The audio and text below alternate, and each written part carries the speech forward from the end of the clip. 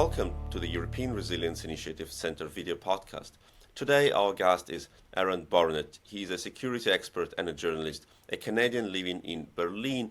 He is also a co-host of a defense and security podcast, Berlin Side Out, which he runs together with Benjamin Tallis. Welcome, Aaron. Hello. Thanks for having me. We have a Munich Security Conference just ended in Germany recently, and Right. a lot of hot talk have taken place there. A lot of claims that we must protect Europe, we must deter Russia, we must support Ukraine. But how much of the substance is in these talks?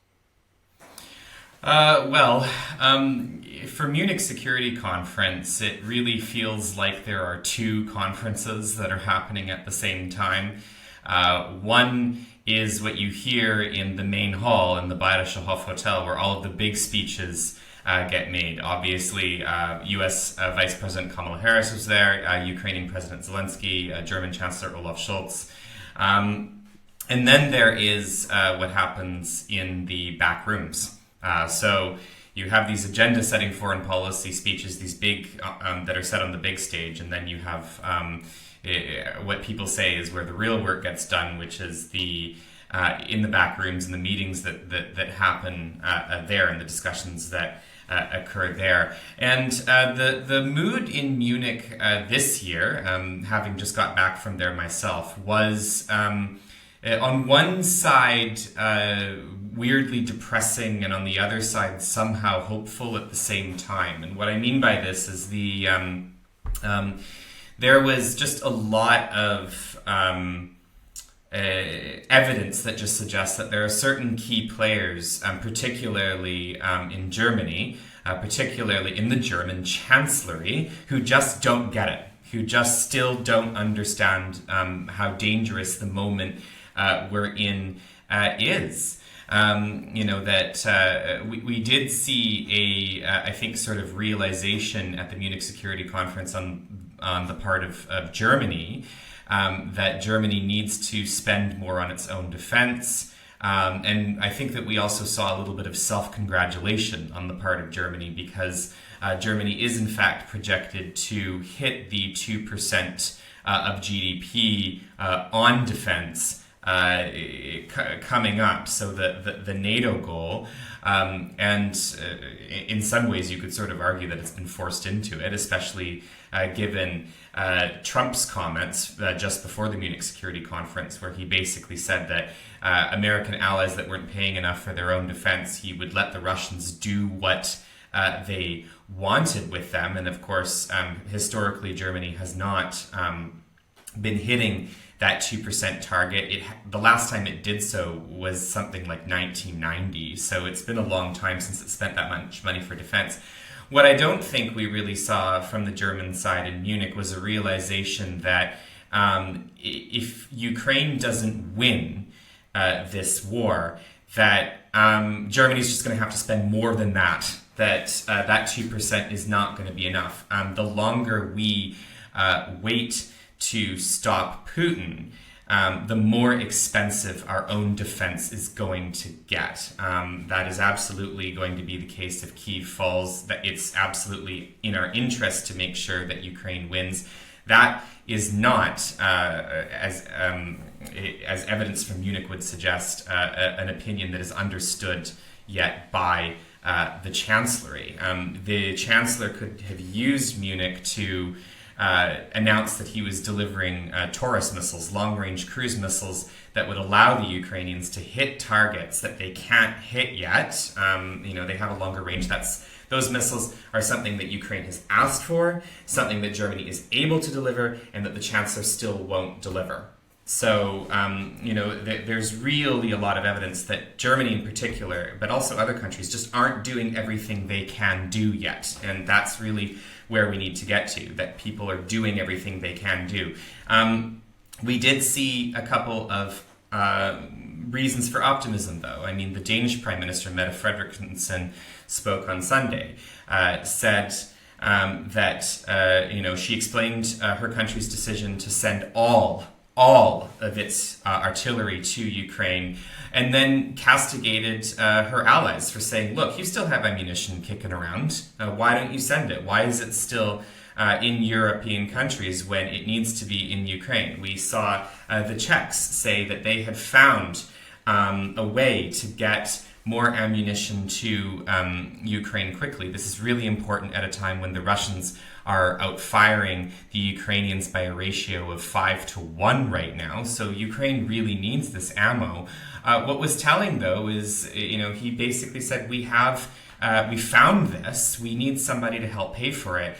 It would have been a really great time, for someone to get up and say, we'll pay for it. So, for example, a good friend of Berlin Side Out, our podcast, former Immigration Minister Chris Alexander, commented after that announcement saying Canada should just step up and offer to pay this. And what I think is interesting, no one has done this, and I think that whoever did do this would be showing some leadership, but people seem to be scared. Nobody wants to be the first person who comes up and makes the first move and says, here's what we're doing, with the exception of Denmark and certainly countries like Estonia, Latvia, Lithuania.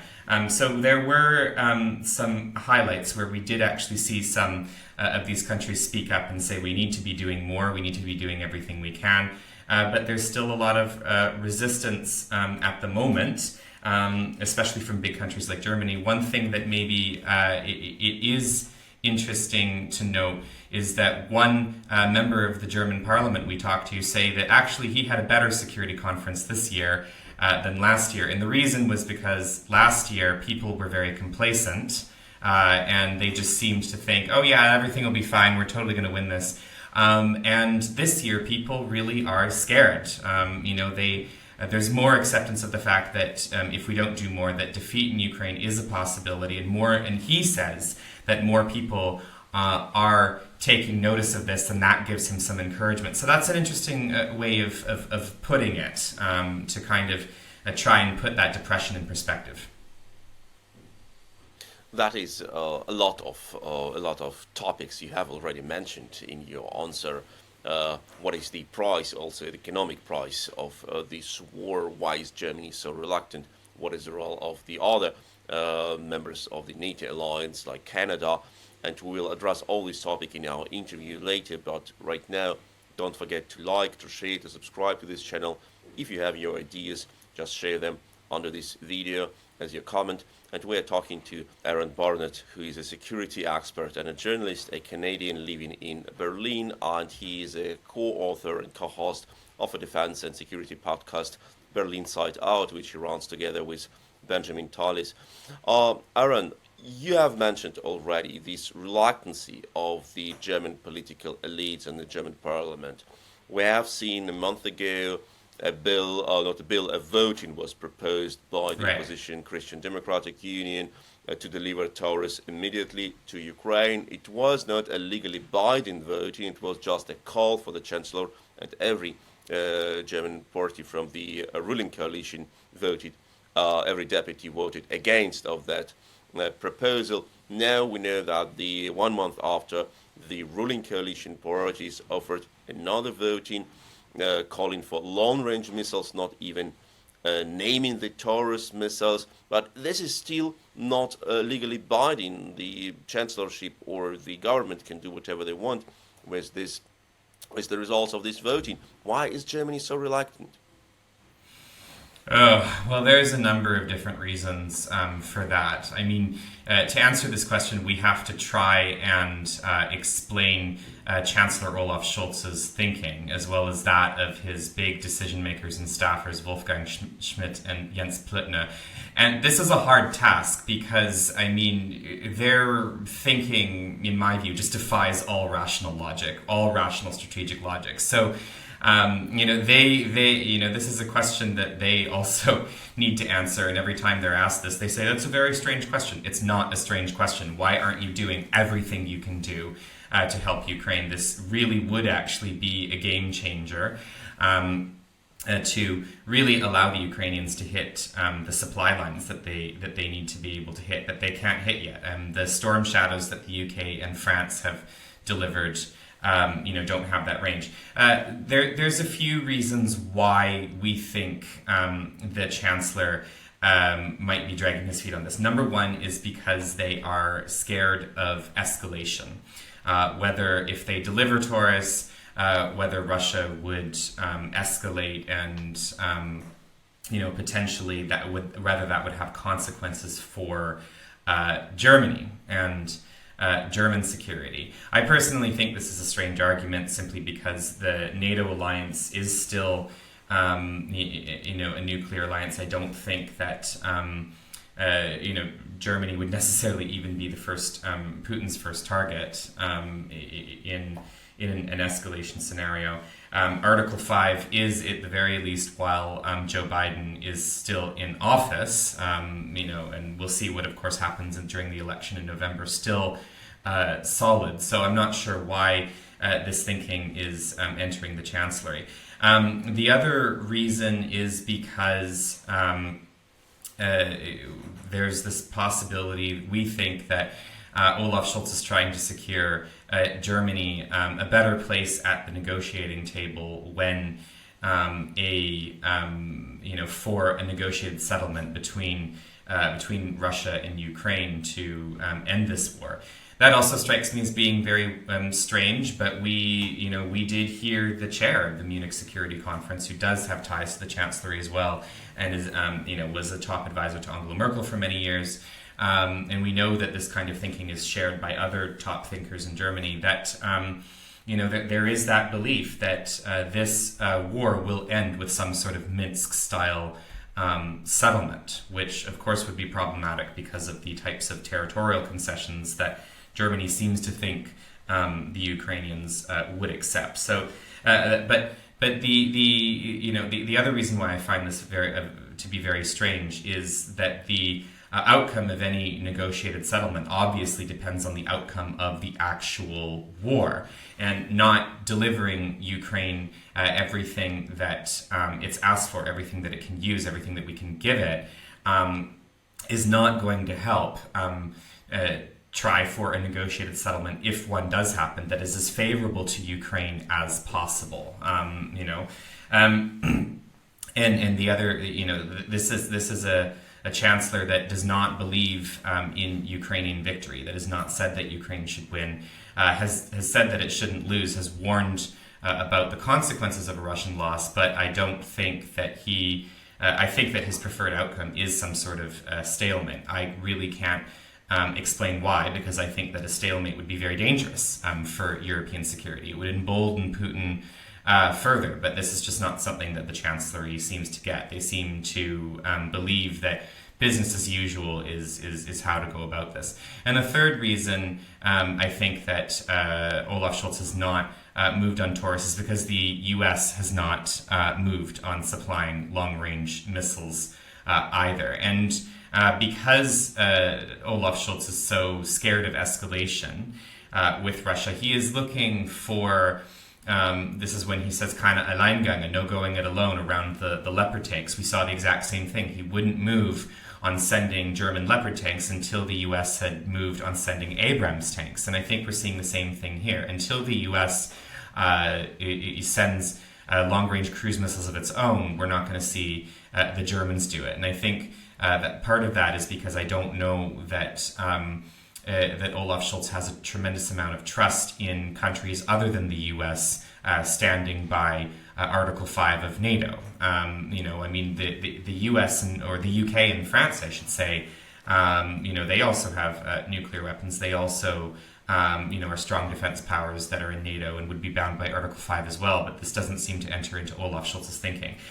So we could see movement perhaps from the Chancellery if we saw one report yesterday that suggests that the Biden administration in the U.S. is leaning to providing long-range cruise missiles for Ukraine.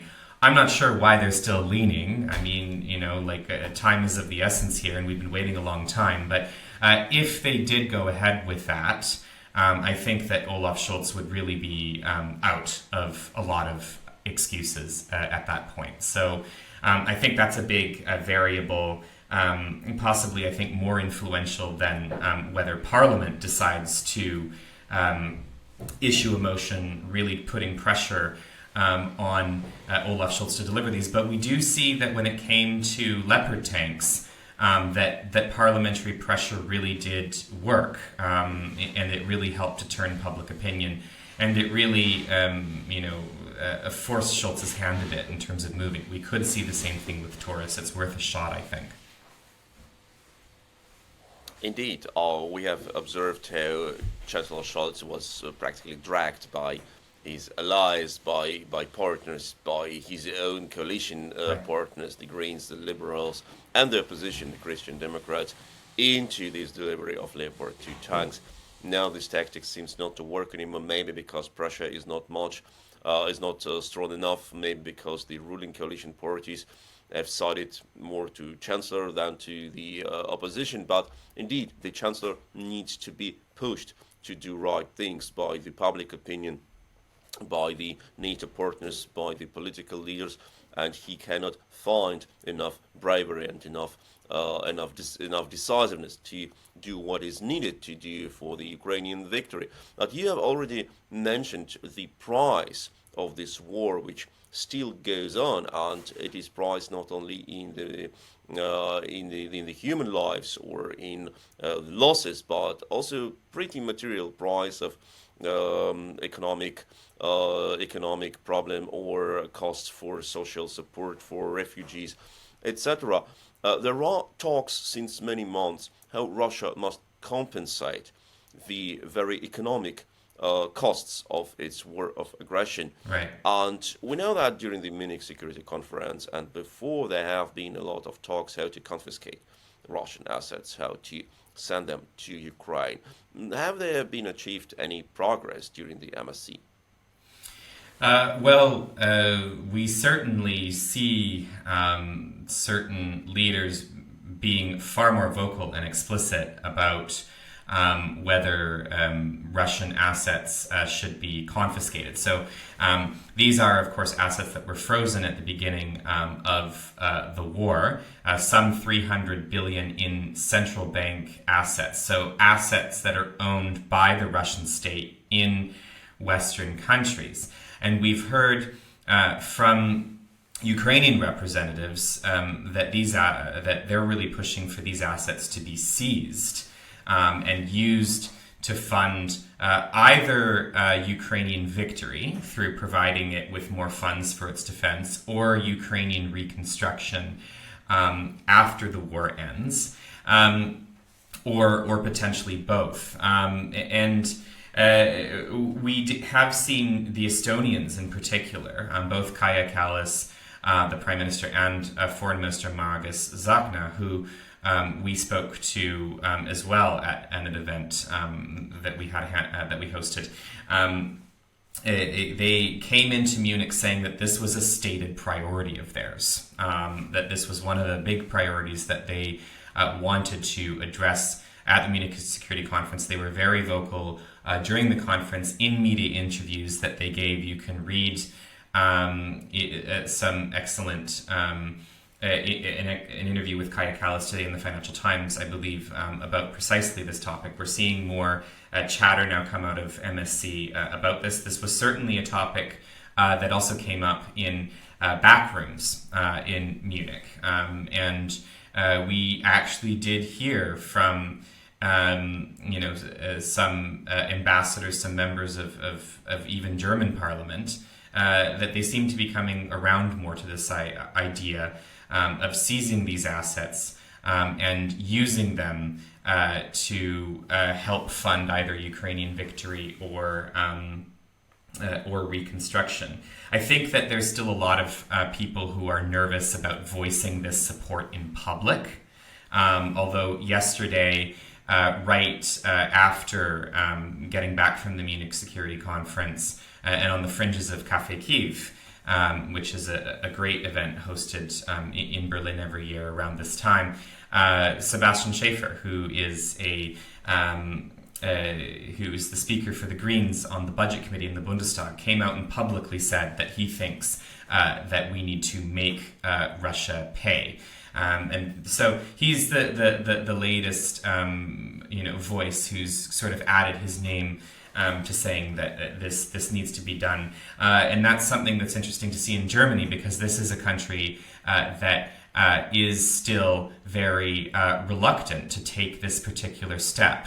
The US, the UK, and certainly Canada, my home country, are further along in the process of trying to do this. We saw at the EU's foreign ministers meeting in Brussels yesterday, Margus Sakna, the Estonian foreign minister, made it very clear to the media, in an interview after the meeting, that he thought that this really needed to be done. And he also pointed out that the Estonian parliament is currently drafting a law that would enable any assets that are state assets that are in Estonia to be confiscated and given to the Ukrainians. Now, there aren't likely to be many Russian state assets in Estonia, but that would, I think, set a powerful example. But then, same news report, we see Annalena Baerbock, the foreign minister, also agreeing, from Sebastian Schäfer's party, who, Schäfer, as I just mentioned, is in favor of doing this,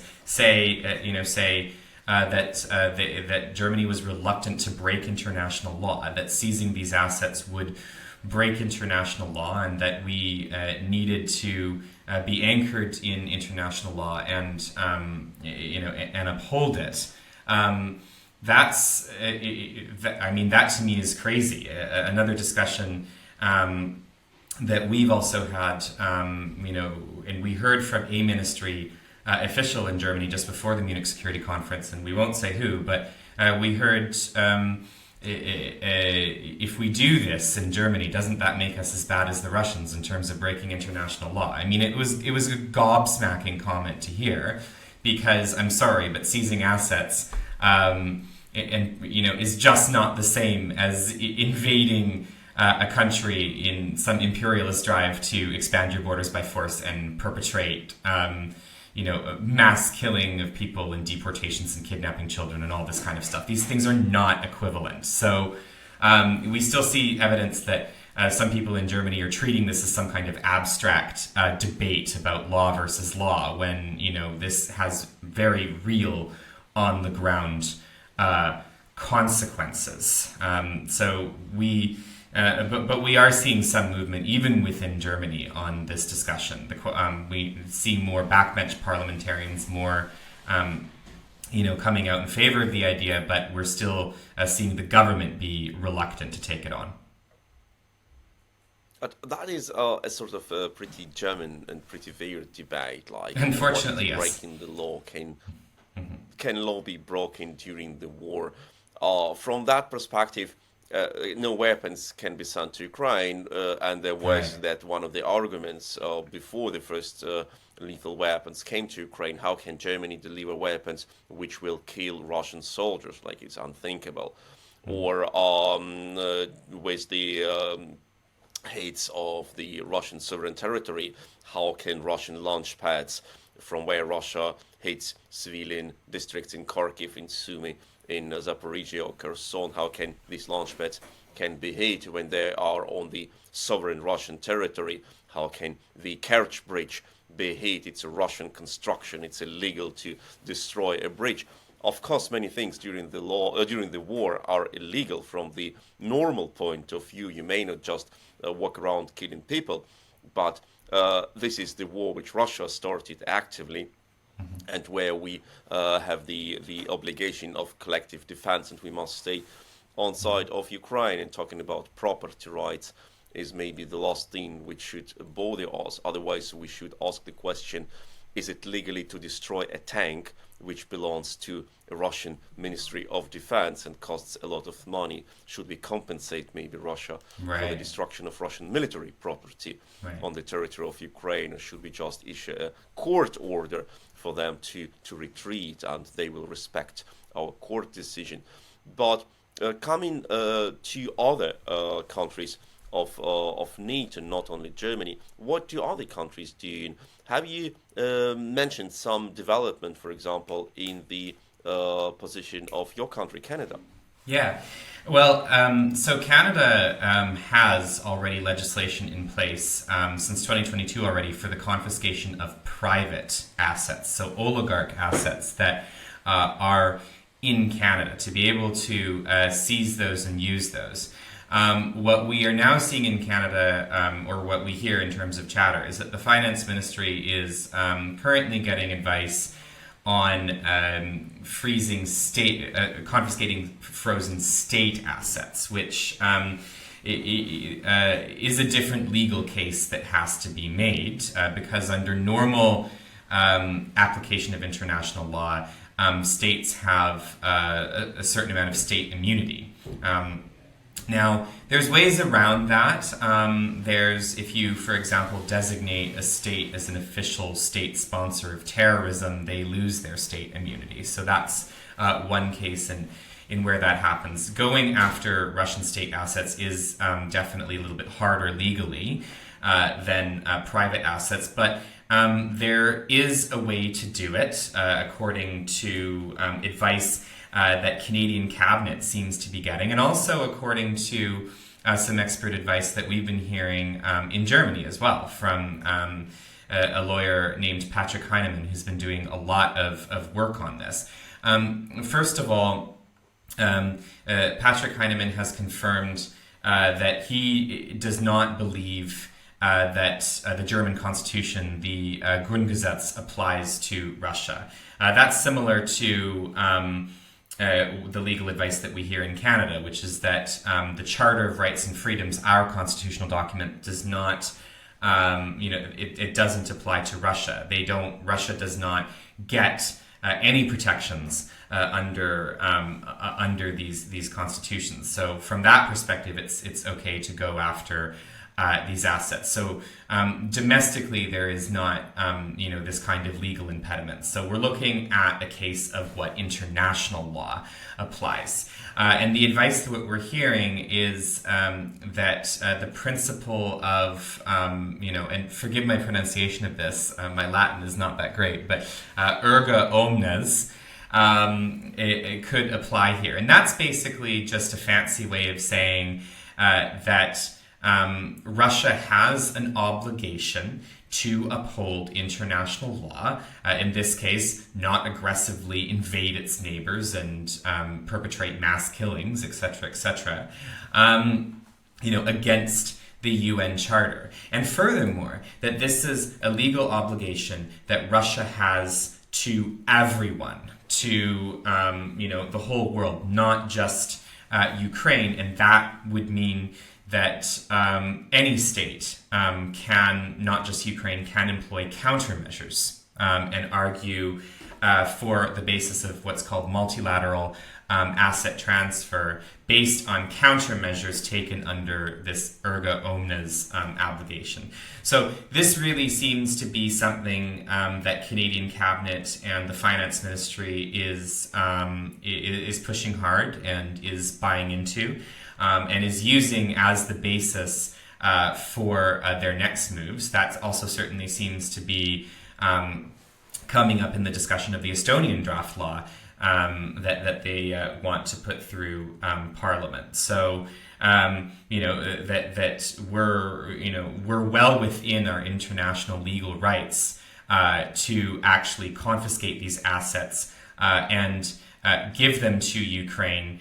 And I would just say that on an operational level, I mean, it's 300 billion. It's a tremendous amount of money, and it is which could make a huge difference. Right now, we're looking at without a funding bill that is being passed by U.S. Congress yet. We still don't have any idea when that might come about and clear the U.S. House of Representatives.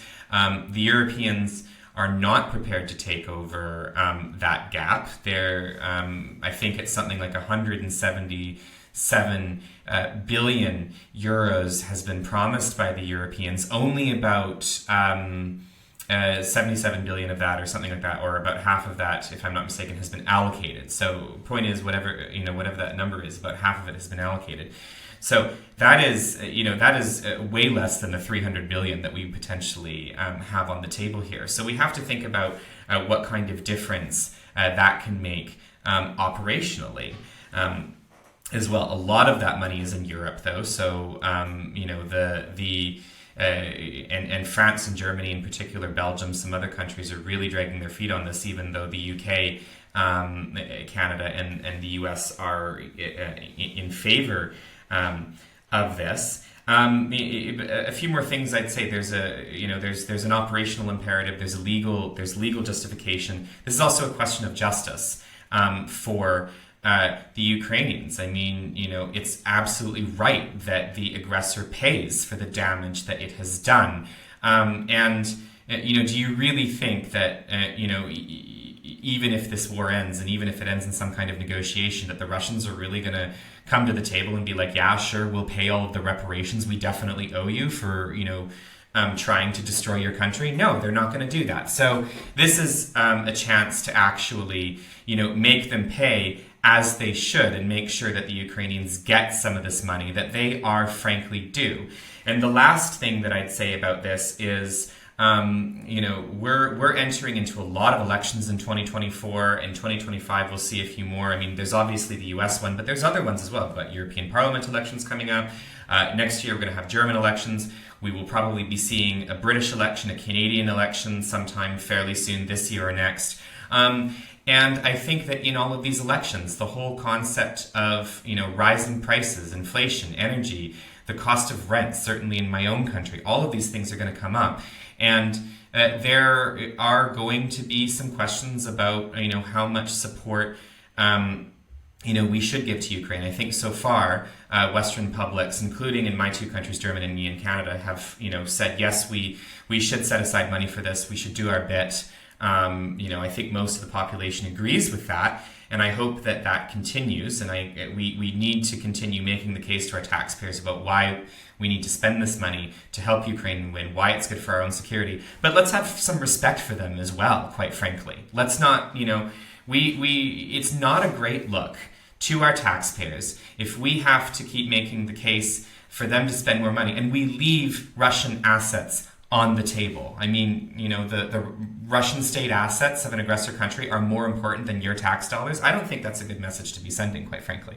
So let's show some respect to our taxpayers. Let's take this money and let's use it to, help supplement what we're asking them to pay. This is not an either or. Either we pay through assets or we pay through our tax money. This is a both and. But let's have some respect for them, quite frankly. Indeed, and you have already mentioned the scale of destruction in Ukraine, and it cannot happen in our world that an aggressor destroys a country with over 40 million people, devastating thousands of square kilometers and laying thousands of square kilometers of minefields. 30% of Ukrainian territory is infested by landmines and UXs. The destruction of infrastructure is being spread up to the most western regions. The ecological cost of this war is dramatic. The whole forests have been destroyed. Water is being poisoned. I don't even mention the human dimension of this war, with people being killed or wounded, with children being traumatized, with people getting traumatized, raped, tortured, losing their houses, being forced refugees, being deported to Russia, etc., etc. Of course, Russia must pay. Otherwise, other countries may follow Russia's example and say, hey, we can do whatever we want, and as long as we don't lose our invasions, we don't owe anything to anyone. It's just like a good business. We can try our best. If we don't succeed, we just come back to our country, and it happens nothing. Indeed, a lot of questions and a lot of things are dependent on what the West will say and what the West will do. It was Aaron Burnett, a security expert and a journalist, a Canadian living in Berlin, a champion for freedom and democracy here in Berlin security expert circles, and a co-author of a defense and security podcast, Berlin Side Out, which he runs together with Benjamin Taurus. Thank you, Aaron. Thank you very much, Sergey. And you may like and share and comment to this video and of course wait for the new interesting interviews.